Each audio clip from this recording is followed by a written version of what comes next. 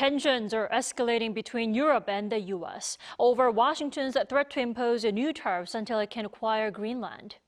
EU leaders are mustering up a joint response that could include tens of billions of dollars worth of retaliatory measures.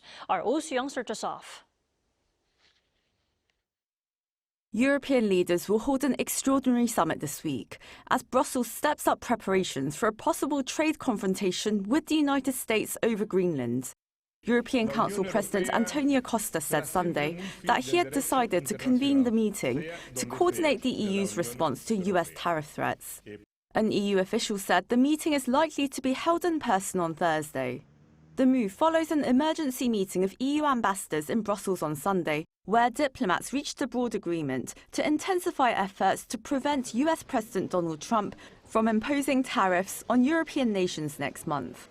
According to the Financial Times, European leaders are examining retaliation options that could reach close to $108 billion, including tariffs and possible restrictions on access to the EU market.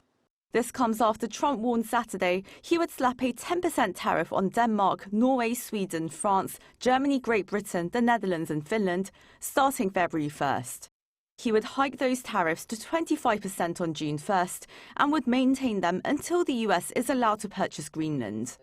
Italy's Prime Minister Giorgia Meloni said Sunday that the US tariff threat was a mistake, while the Netherlands Foreign Minister called it blackmail. This is not how allies should treat each other, and in that sense, I understand the word blackmail. Yes, absolutely. We have until February 1st to really present a united front to make it clear that we do not find this acceptable.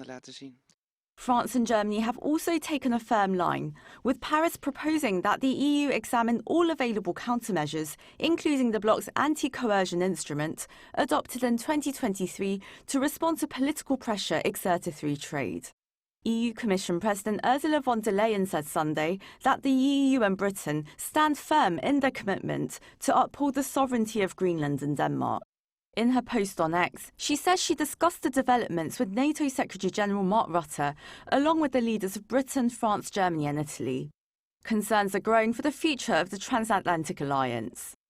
This has become a matter between Europe and the United States. This has become a matter of the future of NATO, but also about the solidarity within the European Union. This is probably like the worst crisis in Danish foreign policy since the Second World War.